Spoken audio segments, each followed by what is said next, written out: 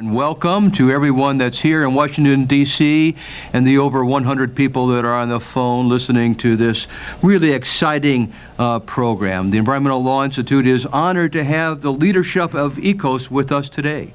The Environmental Council of States is a nonprofit, nonpartisan association of state and territorial leaders whose purpose is to improve capability of states and agencies and their leaders to protect and improve human health and the environment. It's one of the leading organizations in the United States.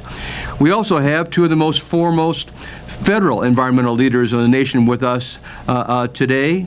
Bob Perciasepe, the Deputy Administrator of EPA, and Kurt Spalding, who leads the Northeast of the United States for EPA. They're located in Massachusetts.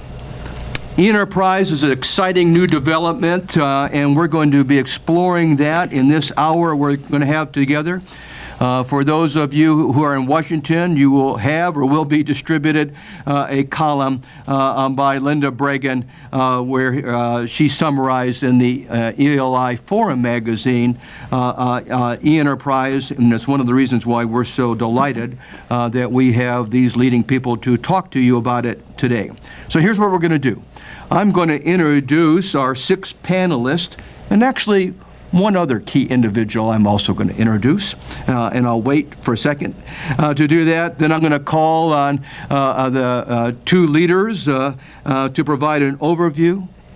After that, I'm going to have some questions of our panel members on really key issues that the Environmental Law Institute is interested in, and then open up to questions by our audience in Washington, D.C., as well as the audience that are on the phone. But first, let me introduce those that are speaking to you today, because I think you will be impressed with who they are. Bob Perciasepe has over 4 decades of experience at every level of local, state, and federal. At Environmental Protection Agency, he led both the air and water divisions during the Clinton administration, and since 2009 in this administration, he's been the deputy administrator. In the middle of all that, by the way, he did some other NGO things. He was the president of Audubon, and he's also co-chairing the Enterprise Leadership Council. To my left, your right, is Dick Peterson, who is the director of Oregon DEQ, where he's been since 1996. He has over 30 years of experience in positions in Oregon and Montana in virtually every aspect of environmental management, prevention, and water quality actions. He was named director of DEQ in June of 2008, and he's the current president of ECOS. Tom Burek is the commissioner for New Hampshire. Tom has served there since November of 2006. He's also been a member of the board of directors of RGGI, and he was chair of the governor's climate change policy task force. He's past chair of ECOS and the co-chair of the E-Enterprise Leadership Council. Tracy Stone Manning is the director of Montana's DEQ. Prior to becoming the leader of Montana's DEQ, she worked for United States Senator John Tester as his National Resource Advisor, Regional Director, and Acting State Staff Director. Before then, she was the Executive Director of the Clark Fork Coalition. Victoria Phillips is the director of the Enterprise Information Office of Massachusetts DEP. She's been serving in that role since 2012, where she's responsible for developing and managing a $45 million enterprise information transformation initiative for the DEP. She previously served as a strategic planning officer for information technology for the Commonwealth of Massachusetts. And then Kurt Spalding. Kurt's been a leader in the environmental world for a number of years. For over 20 years, he served as executive director of Save the Bay in Rhode Island, a nationally recognized organization with over 20,000 members. Since joining the EPA leadership team in February 2010, he's been heavily engaged in resilience efforts for climate change in New England, involved in a number of very significant projects working on sustainability in communities around the region. But I cannot help introducing one other person who's not on the panel, but someone that ELI knows well, and that's Alex Dunn, who has in fact recently been named as both the Executive Director, General Counsel of ECOS. Before that, she was the Executive Director and General Counsel of ACWA, the Association of Clean Water Administrators. She served as Dean of the Environmental Law Programs at PACE, and she's also been General Counsel of the National Association of Clean Water Agencies. We want to congratulate ECOS for having such great judgment in picking up someone that we consider one of the more foremost environmental leaders in the nation, and we're pleased to have Alex as well in our audience. With that, Bob Giuseppe, are you available? Then Dick Peterson. Dick, would you tell us a bit about the program that I know that you've been here in Washington, D.C. talking to members of Congress about today? Yeah. Well, thank you very much, John. And first of all, I want to thank ELI for hosting this event. We're very pleased to talk about what is a great initiative that's certainly a partnership between EPA and the states. Oh, sounds like Bob's on. Bob Giuseppe, is that you, my friend? Bob, I just had a few opening words by Dick Peterson, but if you can speak, can you talk to us right now and give us some idea of the EPA effort on e-enterprise? I can. I just want to make sure that you guys are able to hear me okay. We can all hear you just fine. Go ahead, Bob. All right, excellent. And Dick, I'm sorry to jump in, but well, first of all, I'm really happy to be here with the rest of you guys, and you have a great panel as you've described already, and so I'm pretty excited that you're going to have a great session here and a great panel discussion. I'd like to just make a couple of opening context remarks, because we're talking about something here that sounds pretty technical and maybe even oblique and obtuse or whatever. But really, you have to step back for a moment and think about how we do environmental protection in the United States. And most of the laws that we have create this federalism approach where EPA works on standards and science and process, and states do a lot of the implementation under the law. So when you look at how we deliver environmental protection to the citizens in the country, it really is through this combined effort of states, EPA, and tribal nations who have been delegated some of the programs as well. And so if you step back and think about that, that can be called the environmental protection enterprise of the United States. Mm-hmm. And what we've found over the years is that we are getting better and better at coordinating it as opposed to watching what each other is doing and trying to do things together. But you quickly learn when you're doing this that unless we share information, it's awfully hard to manage the enterprise together. So if we don't have the information that states have, and if they don't have the information that we have, it makes managing together more difficult. So that is a really important component of what we're trying to do. And what's happening is we are now using this idea of sharing information more readily and building systems as we building data systems as we build them to be able to talk to each other and to share that information. So we recognize that in order to manage the environmental protection enterprise, we have to have environmental protection information that we share.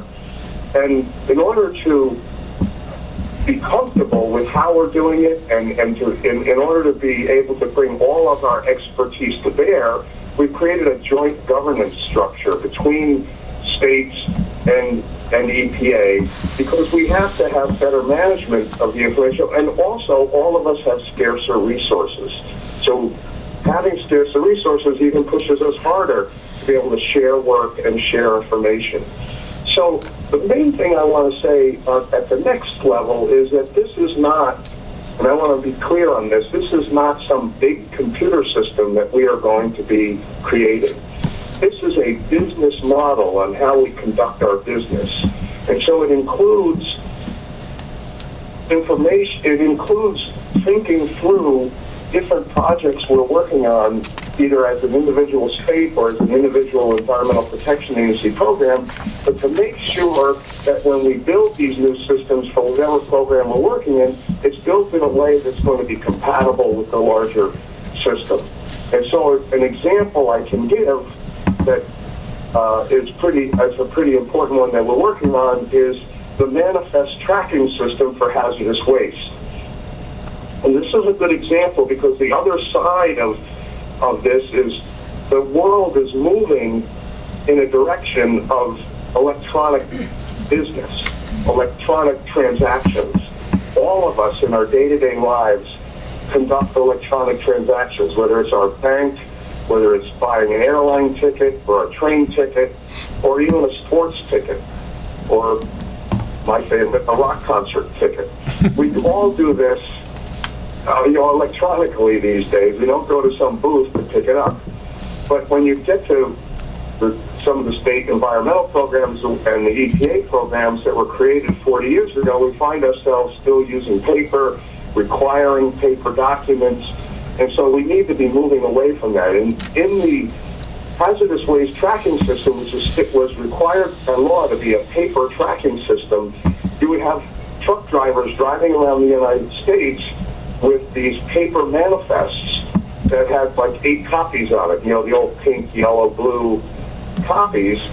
And what we now have the authority from Congress to do is change that to what almost every other retail company uses now, like LL Bean or Amazon or eBay or all of these other organizations, that you can transact the business online and then you can track your product or your purchase as it comes to your house online. And they use optical scanning technologies and other tools to be able to track it. So instead of waiting to figure out where hazardous waste is, we will now be able to be tracking it all when the system is in place using an electronic version of optical scanning and other tools, so that instead of waiting to collect the paper and thinking about someday that we'll be able to analyze all that, we'll be able to be getting this stuff real time. And the other side of the coin, what makes this even better, is that our current estimates is that businesses will save somewhere between $50 and $100 million a year using this system as opposed to the old system. States will be able to see the data. We'll be able to see the data. Mayors will be able to see the data. All of these advantages to having things in electronic form as opposed to in boxes of paper will become apparent, and the businesses who want to transact business with us will save money. Another one, John, that we're working on, it includes electronic reporting of permit reports. So in our water pollution program area, we require permittees to report their discharges on some periodic basis. And these are called discharge monitoring reports. Well, we're working on, with the states, collaboratively, trying to build a regulatory framework to require the reporting of this data to be done electronically. And this will then enable us to take one of the largest databases as we all have and be able to do more analysis on it, more tracking of trends, and more cooperation between states and collaboration between states and EPA on how we do our business. So let me just summarize by saying, when you think about how we deliver environmental protection in the country, and you think about it as this combined effort, it makes sense that you can't manage that combined effort without shared information. And then when you think of the modern world we're in, it's hard to imagine continuing to manage environmental protection with all the different transactions that go on and to continue to do it with paper. So moving forward on this, which will save money for businesses, moving forward with this, which will help us coordinate and collaborate between states and EPA more readily, and moving forward on this that will enable more analysis on how we see the data and what kind of information and trends are going on, is really what we're looking at. And the key, the bottom line, is joint governance. We have to run this thing together so that we're respectful of the data, we understand how the data is being used by each other, and that we jointly work together to make it an asset that benefits both state programs and federal programs to the betterment of both the public, environmental protection, and the business community that we have to interact with. So I'm going to stop there. That's my overview, introduction to what we're really trying to do here. Bob, thank you very much. Thank you for your leadership in general and in particular on this important project. And now I'll turn it over to the president of ECOS, Dick Peterson. Again, John, thanks once again, and thanks, ELI. I'll keep my comment short. What Bob said. I think it is really really important to set the state's framework on this, and starting out by what the heck is e-enterprise for the environment, and Bob stated it one way. I would say it's really a new era of environmental protection, and it's a new era of what I'll call good government, in a government that serves in a way that not only protects the environment but has access, and people know what the state of their environment is and what it means to them, whether they're a regulated community or whether they're a public that needs to know. And this had an interesting start for the states. We'd been working with EPA a long time on what's called environmental exchange, which is, we work together on how we exchange some data. However, this came up a couple of years ago with some ECOS members to really, we need to step this up in a different way. And we started talking about it among the states within ECOS. And we really drove home the point together with EPA is that we need an evolutionary process here in how states and EPA work together. Bob mentioned it. EPA has authorities, and those authorities are mostly delegated to the states. Over 95% of the authorities are delegated and managed and implemented by the states.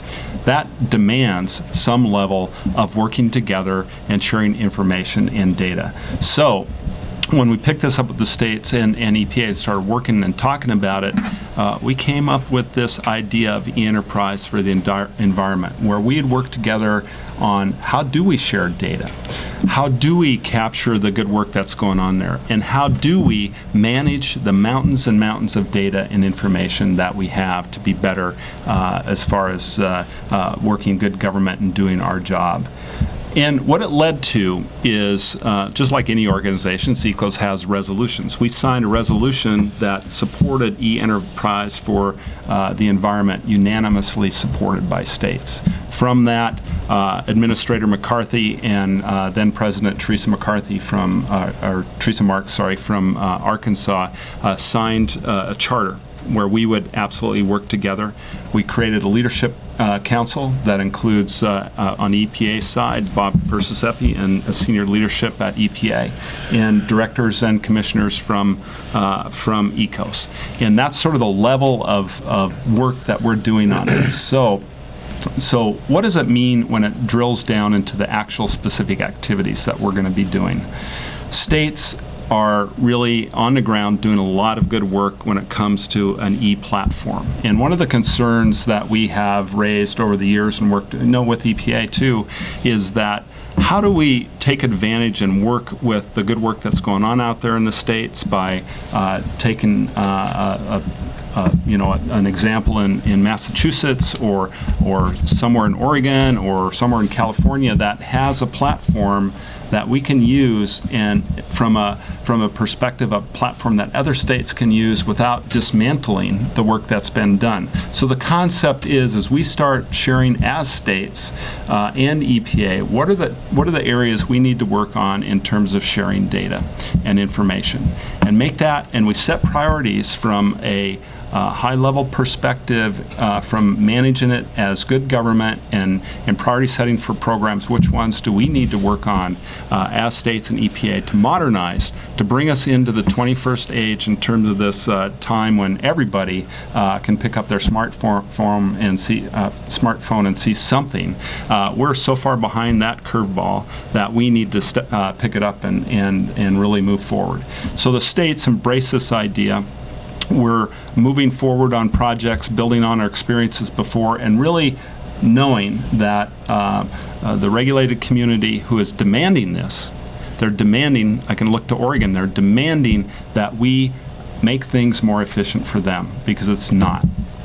And for my own staff, who are buried in a mountain of paper that's submitted to them, having engineers doing work that, in terms of that the computer can do for us, and put them loose on their high level of work that we've been hired for, and let the computer do some of that work and be able to share that information and data in a very confident way. Now, one nice thing from the state's perspective is, in terms of signing the agreement with EPA, is that one of the principles that we agreed to is respect that delegation. Delegations implement the programs, the states implement the delegated programs, and we have to respect that with data as we run the program. So that's foundational and fundamental too. So we're really excited with the states. There's unanimous support for it, high level working forward. In its time, we modernize our systems, and we show those like you that care about environmental protection and our missions that we're delivering our work in a good government way. So excited for it, and glad to be here explaining as best we can to y'all, and with that, back to you. Dick, thank you very much for that excellent summary. For those of you who are listening to us on the phone, as I look out at our audience in Washington, D.C., it's probably about half lawyers. Every lawyer knows the trepidation that we experienced that first year of law school, where we sat unprepared in our desk, hoping that some dean like Alex Dunn would not call on us for questions. So now I get to be dean for a few minutes, and I get to ask questions that I want. And I can ask them of anybody I want to. And so I have all these really extraordinary individuals, and I get to be dean for a moment. All right, so I'm going to pick one, and then we're going to start. And so I think I'm going to start with the Commissioner of the New Hampshire Department of Environmental Services. Why not? All right, so Tom, I read somewhere where you said that e-enterprise was a, quote, paradigm shift, and that it's working together as co-regulators beyond traditional approaches. What in the world did you mean by that? Dean Cruden. I meant exactly what I said. What I think we're seeing here, and we've already heard it both from Bob Perciasepi and from Dick Peterson, is that we really are entering a new era of environmental protection in this country. And there are a lot of different factors that are driving us and have driven us in that direction. And it's also important to understand, though, that we didn't get here by accident. That is, we have been laying the foundation for where we are today over the past 15 or more years. From a technology standpoint, the states and EPA, again, some 15 or so years ago, recognized that we were caught in the trap of submitting vast quantities of paper in the form of reports that the states had to make to EPA on our delegated programs. And we were sending reams and reams of paper, truckloads of paper, to EPA. And somebody had the smarts to say, why are we doing it this way? Couldn't we do this electronically? And we got together and we developed a joint leadership approach, which led to a joint technical approach that allowed us to be able to put up a set of servers and allows the states now, for practically all of the delegated programs, to do what we call data flows, to take the information about how we're going about implementing our programs and submitting that data to these servers that EPA can access. We can go back and pull down the data. In fact, other states can go and look at it as well. And we not only built those systems, and again, we've done it very quietly. Most members of the public and probably folks in the legal community don't know we did it, but we did it, and it's worked very well. And as Bob pointed out, what we really did in that process is not just build technological cooperation. We built a relationship of trust between the states and EPA, and an understanding that we could in fact jointly plan and fund and manage and improve a very complex enterprise, and we could do it jointly. And as we went through some of the learning that Dick described a moment ago and started thinking about what do we really need in the 21st century for an environmental protection model, we quickly recognized that we didn't have to look very far, that in fact the exchange network was a great model for how we could work together to govern these kinds of things. Bob hit it right on the head in pointing out that we've been at this business now for some 45 years together, this cooperative federalism in terms of the way we go about doing environmental protection in this country. And we've all learned some things. We've built some great expertise, both on the EPA side, in rule development and science, for example, on the state side, in the implementation realm. And for a whole host of reasons, due to budget reductions that both the states and EPA have experienced, due to the fact that we're seeing a huge turnover in our workforces, both at the federal and state levels. And so we need to start thinking differently about how we do our work from that perspective and how we're going to maintain institutional knowledge. From the fact that we've learned a whole lot in the states and now in EPA about how we can use continuous process improvement methodologies to examine and rethink and re-engineer how we go about doing our work. And then recognizing that information technology and advanced monitoring technologies can help us do all of this work a whole lot better, particularly if we do those things in combination, and if together EPA and the states and the tribes, with input from the regulated community and others knowledgeable in the field, we at the outset sit down and talk about what do we need to accomplish, how do we design it so that it actually can work, so that it actually can be implemented in a real way that's going to achieve true environmental improvement and overall compliance. And just important to understand that when we're talking about e-enterprise, we're really talking about a new philosophy about how we approach the work of environmental protection in this country. And it's not just limited to data, it's not just limited to IT. There are really three pillars to e-enterprise. The first is we talk about optimizing operations. It's about looking at existing operations, how can we do them more efficiently, effectively, using tools like lean and other continuous process improvement techniques. But it's also about asking ourselves really, what are the best ways that we know to actually get this work done?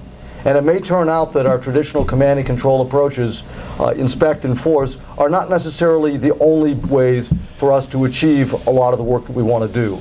And so a key component of the enterprise is really looking at program design and program approaches, which may have nothing to do with technology whatsoever. Another component is how can we leverage information technology to help us get the job done more efficiently and effectively for everybody, and to be able to do the kind of data sharing and strategic thinking that Bob and Dick were talking about. And then how can we use advanced monitoring technologies to give us insights on a much more instantaneous basis as to what's really going on out there, and to allow us to be able to take action more quickly to prevent problems from occurring, ideally, rather than waiting for them to happen. But important to recognize that all these pieces work together, and one of the biggest mistakes we could make in this field would be to take an existing process and just automate it because we think that's going to make us go faster. What we've learned in some states from painful experience is that you need to step back and analyze your processes, re-engineer them, redesign them, and figure out how technology, with all of its capabilities today, can help us do our work better. That's really what we're talking about when we're talking about a paradigm shift. We're really talking about re-examining how we do all our work and how we can do it better and differently, and doing it, as Bob said, through a joint governance process, working together from the very beginning to the very end. All right, before I put my dean hat back on and ask more questions, I want to pause just for a second and see whether or not any other panel members have any comment on the paradigm shift. Now, if you don't ask comment, then I ask questions. Okay, all right. In that case, let's actually, I'll ask one part of what you just talked about.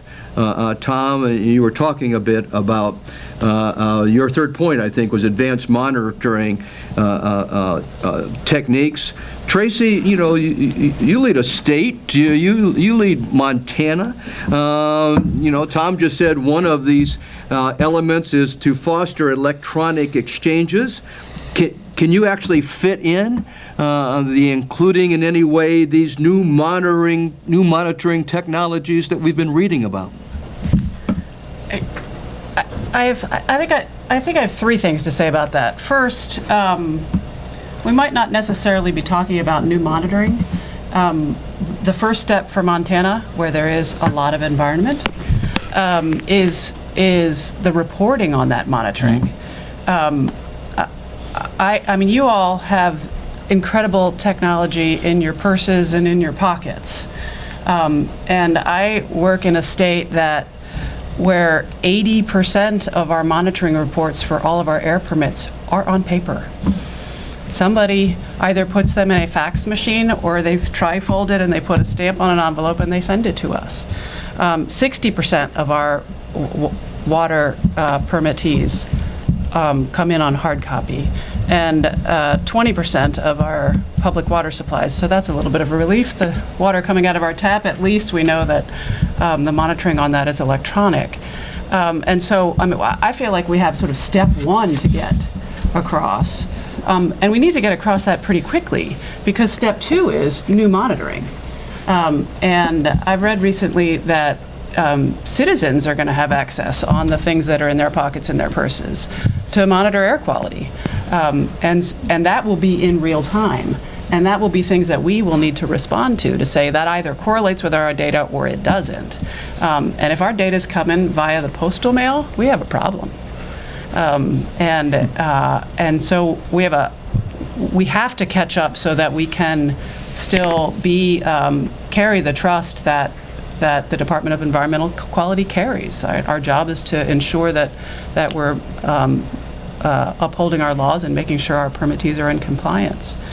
And the third thing that I think is pretty essential to how e-enterprise is going to inform something like monitoring is funding. Again, I'll give you a Montana example because, you know, that's what I know. Of the grants that come to us from EPA to do our jobs, implementing the Clean Water Act and the Clean Air Act, for example, 90% of that is for personal services. 10% of that is for operating. So in that 10%, I don't have money to go create whiz-bang new mobile apps. I need this extra help, and I need to have an effort where I can pick up the phone and call Tom and say, hey, you guys made that app. Can I borrow it? Can I have it? And I need to be able to turn to the EPA and say, as you're creating a platform for DMRs, consider this. This is how we deal with it in our little corner of the country. And so I think that the partnership is as equally valuable as the funding itself. But I need to be clear here. The funding really matters. Comments by panel on technology, funding, money? I'll add one more comment to my own thing, which I can't believe Tom didn't do. Rolling in with that, the whole notion of monitoring, of course, we monitor to ensure compliance. So it begs the much larger question of how successful are we going to be at compliance? We monitor not to enforce people, not to come with our big sticks and say, we're going to give you a penalty. We monitor to make sure that we're in compliance, that our water is clean, that our air is clean. And I think that that's a sort of key component. And the two have been in separate silos. And I think with the coming of technology, they can be merged much better. You can do almost sort of real-time compliance work on site to say, hey, I noticed this, fix it, that you might not have caught without, when you're filling out triplicate or forms that have the yellow copy, the pink copy, the blue copy. So this is this effort, I think, is going to force us to get out of our own silos of media, water, air, hazardous waste, but also silos of the spectrum of permitting all the way through to enforcement. All right, so I'm Dean again. And this one's, I'm going to switch from state to federal so I can put Kurt Spaulding on the spot there, but I want to do it in the context of something that Victoria just said. All right, so Kurt, now you have the entire Northeast region, and you may not know it, but you actually have both the region and you personally have a reputation for working very productively with your states. But Victoria just said she doesn't have enough money to go out and build new apps and do the sorts of other things and needs help. Do you see a role in e-enterprise for the exchange of best practices? And if so, how do you see that happening? Yes, John. First of all, there's a role, an intense role. I run the Region 1 office of EPA, which covers most of the Northeast, New England, the 6 states of New England. And what is critical about a regional office is its role as a bridge between the fantastic, always creative, always right ideas of our system administrators in Washington, and of course our states, who always have a great idea about how they want to do business. So we have this important role of bringing those two leadership roles together, national and state. And sometimes our ideas do vary just a bit, and we can bring them together. Yes, in Region 1, I'm blessed because it's a small region. I love the fact that I can drive 5 states in a day. I have states that are creative and committed to the environment. I have leadership in the state houses that share the whole idea that's been discussed today. So what happened for us, and it's a nice little story, is that the states in New England were laying down some ground on this. Victoria and of course the state of Connecticut, led by Dan Estey. At the time it was Ken Kimmel. Victoria worked for Ken. Ken's moved on to the Union of Concerned Scientists. He was their commissioner. They started to run some very ambitious thinking under both Governor Patrick and Governor Malloy, 2 very driven, innovative governors. So we saw this happening, and we said, wow, this is interesting. This could complicate our life a bit at EPA. We knew about the exchange network. Tom did a fantastic job describing that. But boy, this is another order of effort and magnitude. So we're looking at that, and then we're looking at Bob Perciasepe coming in with his vision, a very strong vision for improvement in the way the agency does business. And there was this aha moment. These are what regions are for. We've got these folks over here thinking big. We've got Washington thinking big. We better get them in the same room if we could. And my former deputy, recently passed Ira Layton, who was a visionary his whole life working for EPA, saw this need to bring them together, and the region did that. And I think that's the best practice point I want to make, is that regional offices have this critical role to make this cooperative federalism work. This is just one huge example of how that's going to happen. And then the other point about my region is that we actually are a little like a state because we carry a significant permitting burden in the water program in both Massachusetts and New Hampshire.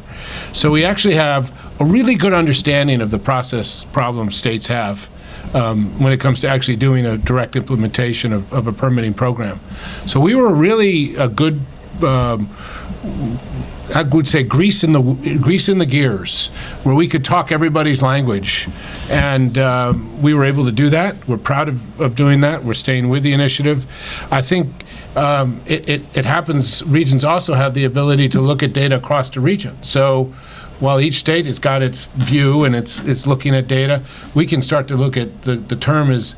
I'm not going to use the term because it's not the right term anymore, because it doesn't really characterize our work. But they think of it as lots of data, commonly called big data. I'll call it just lots of data.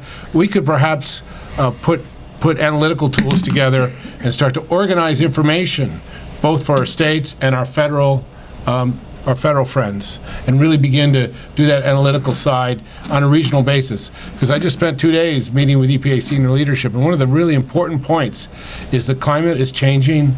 It's changing differently in New England than it is in California. California is having a drought. We're having rain, and lots of rain. So these differences will matter a lot, and having data available to think about that and do good work going forward is essential. So yes, this is going to move best practices. I think it's bigger than that. I think it's going to move the way we do business to a completely different place, consistent with what Tom talked about, a paradigm shift, a transformation, if you will. That's the Connecticut language. I don't know what language you guys use, Victoria. I actually call it information transformation. Yes, as well, the word, so the state it's term very is trendy. the state term is transformation, and I think that's really appropriate. Comments on Kurt? I'll make one comment, John, and things are different out west.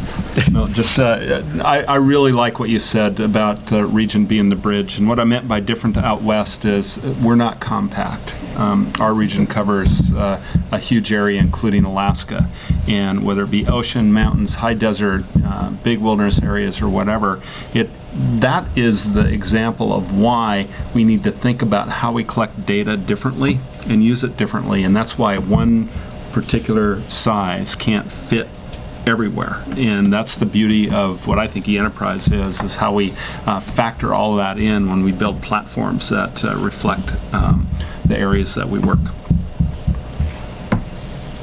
Dean, if I may, I just want to pick up on this best practices notion a little bit, because there is a really important component for the states of being able to share with each other and also with EPA what it is that we each have developed real experience and expertise in that we can then share with other states. And we don't have, certainly through ECOS, we do our best to try to do that, but we don't have a formal mechanism really with funding that allows us to be able to do that as effectively as we might like. And I believe that e-enterprise really offers us an opportunity to do that, and also to figure out where there is a state that's done something really special. Is there a way that we could build upon that? We can leverage it and make it available to as many other states as want to use it. And in this era of constrained resources, we ought to be doing that at the same time that we ought to be figuring out, are there a bunch of states together that have a particular need, and could we develop an approach, whether it's information technology, advanced monitoring, some combination of that, and program modifications that all of those states could take advantage of. And we spend our money once to make that happen, and we have one system that we support to allow all those states to be able to do that work most effectively. So for those of you who are on the phone and even here, you can actually do the math. You can just figure out that there's like one person that I haven't asked a question of, and you can just guess who's next in line for my dean level question. But as soon as I do that, then I'll open it up for audience questions or questions on the phone. Remember, you can send it to Chandra, and it'll get to me. But what just Tom said, Victoria, is just a natural movement to you. If this whole idea is that this is sort of like an umbrella, that e-enterprise is taking advantage of not only new things, but what states are doing that are innovative and creative. What are you doing in Massachusetts? So in Massachusetts, and we already mentioned, Kurt mentioned my former commissioner, Ken Kimmel, started an initiative about 3 years ago after our Environmental Protection Agency, similar to states across the country and indeed the federal government, suffered significant budget cuts. Greater than 20%, we lost budget, we lost people. We're also in the great retirement phase as well, and we really knew we had to do something different. So Commissioner Kimmel decided to embark on a very ambitious program of transforming, and I will use that word, it's perhaps overused, but I do like it, of our Environmental Protection Agency. And we are doing a project called IPASS, the Energy and Environment Information and Public Access System. And while I may be the chief strategist for doing this, we have all learned that I should not name projects ever again. So we're all quite clear on that. I take full responsibility, although I would love to say it's Ken's because he's left, but it's true. He did not name it.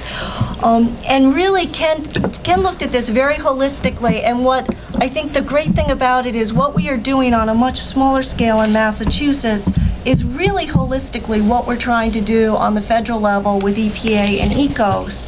And it really talks to the fact that this is not just an information technology system.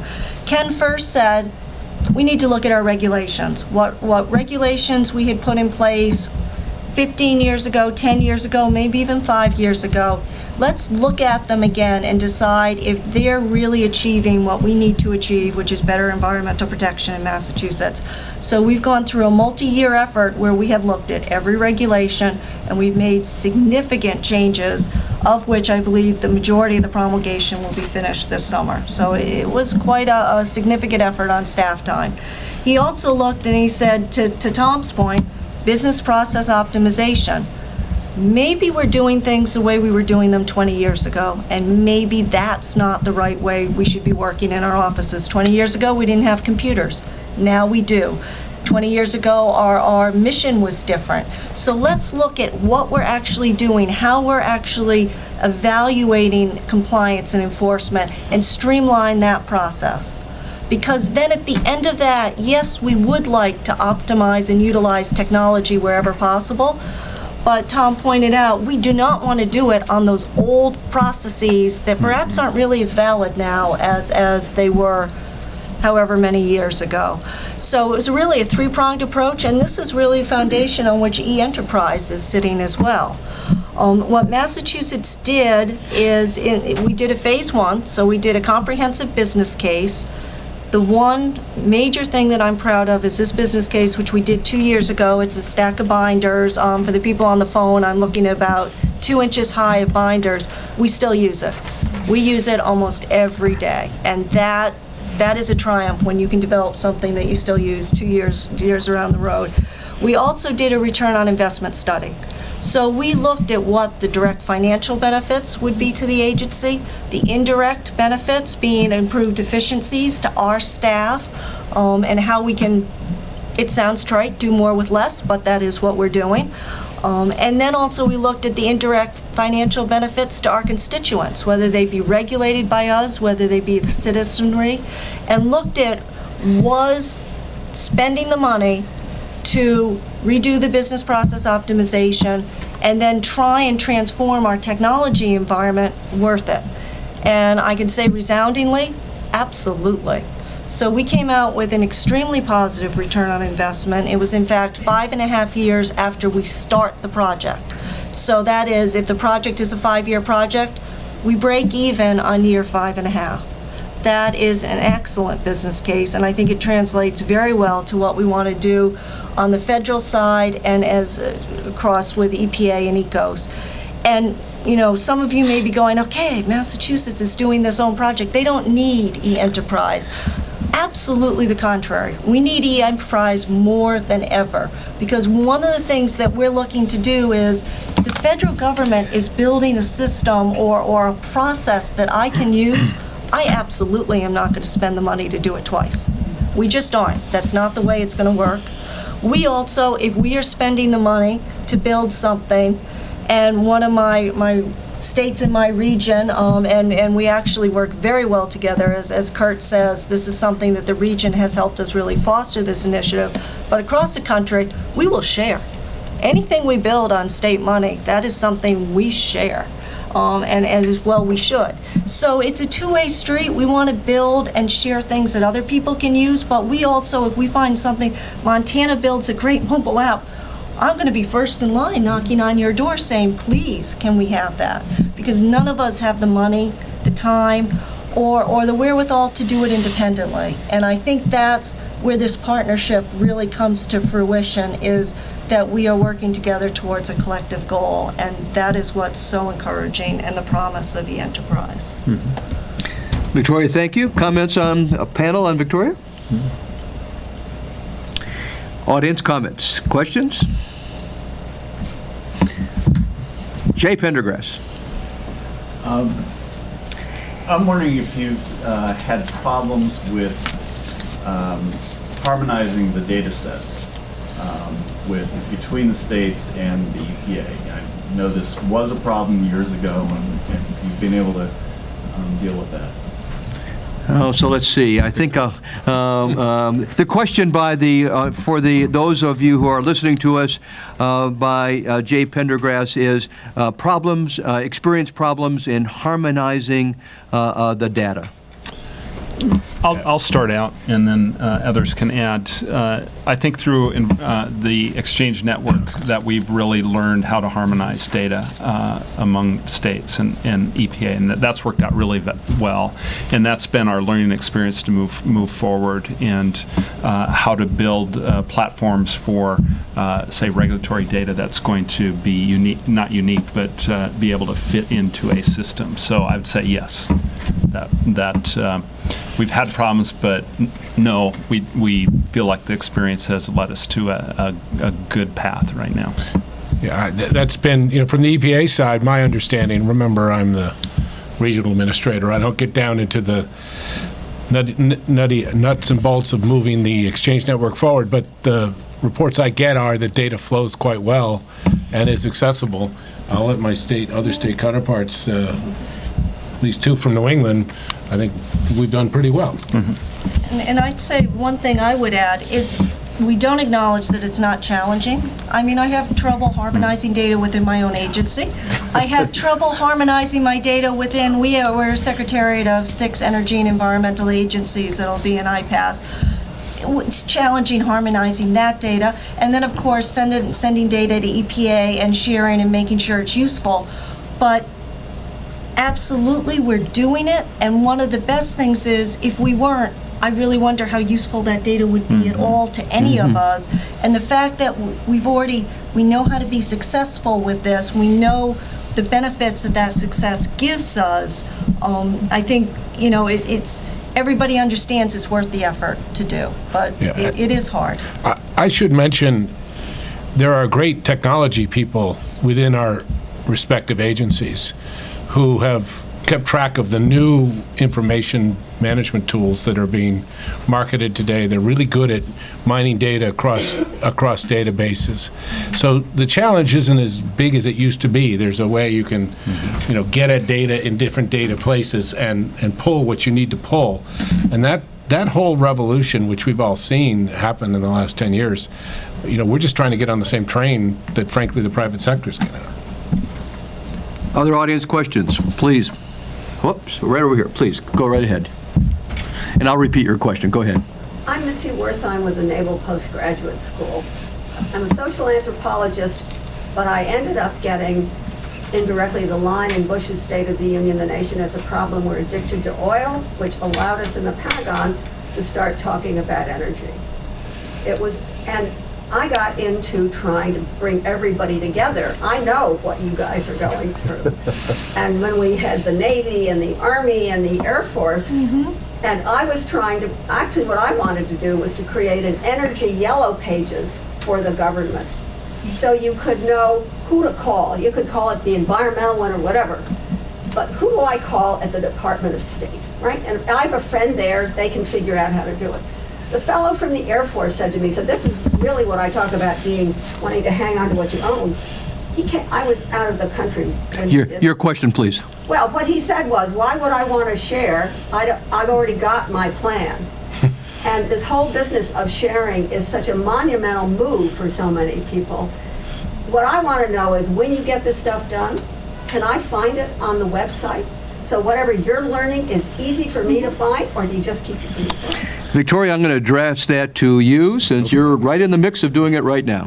We absolutely believe it will be on our website. Yep. So both the information that we're developing will be on the website. I don't know if our plan on how we got there necessarily will be on the website, the nuts and bolts, but that's certainly something that we have no problem sharing with anyone, and we've sort of shared our journey as we've gone along.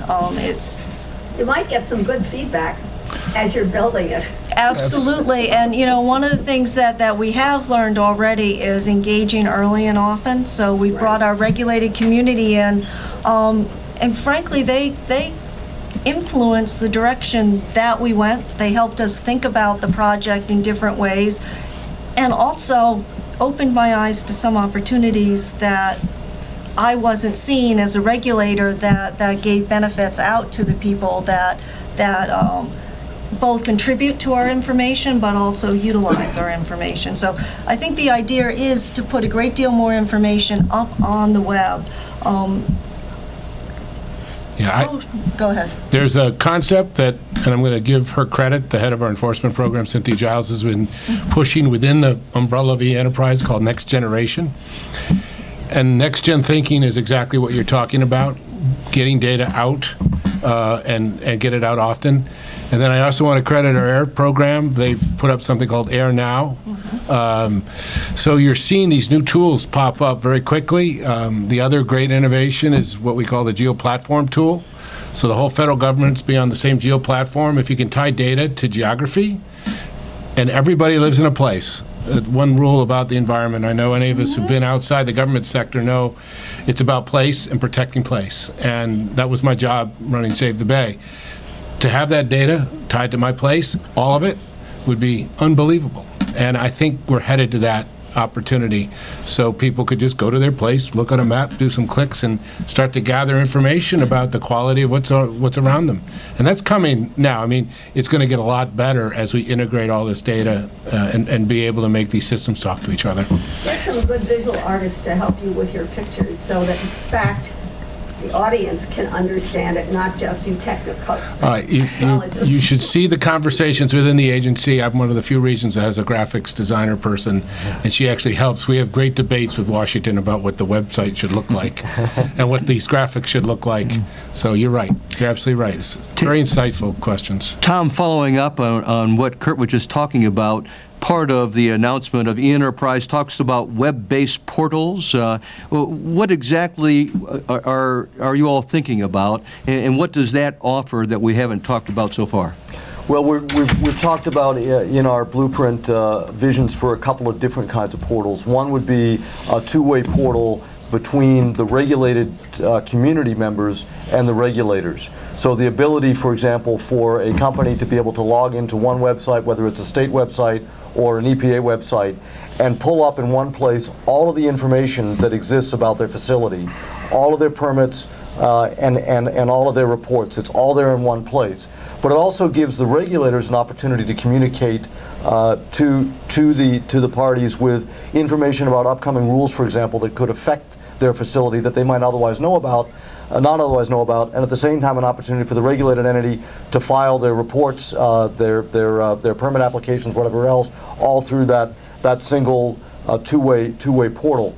At the same time, we're also looking at a public portal, which is really a very enhanced information and data exchange opportunity with the general public.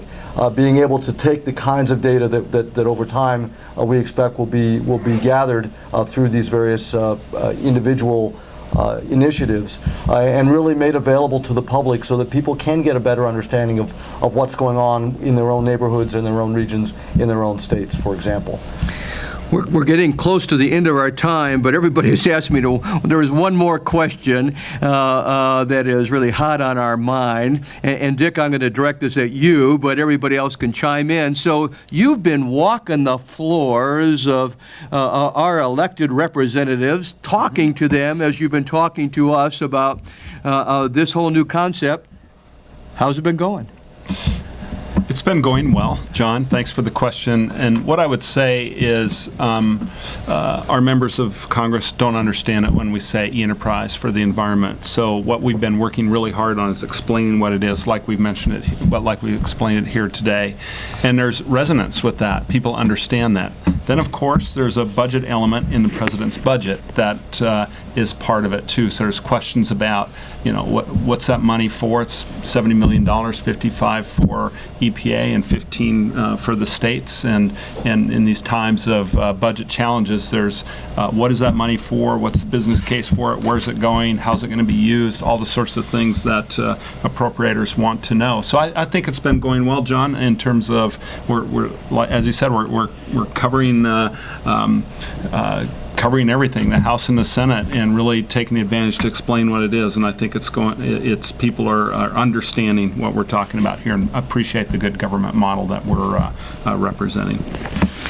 I'm going to bring this to a close and turn over back to Chandra for a second, but before I do, I want to commend our speakers, not just because they took the opportunity to go national here and explain to all of you what they're doing, but I want to commend the leadership, the creativity, the innovative spirit of looking about how do we get better, how do we do things at times where we're all resource challenged, where we all have more things that we want to accomplish than we have either time or money.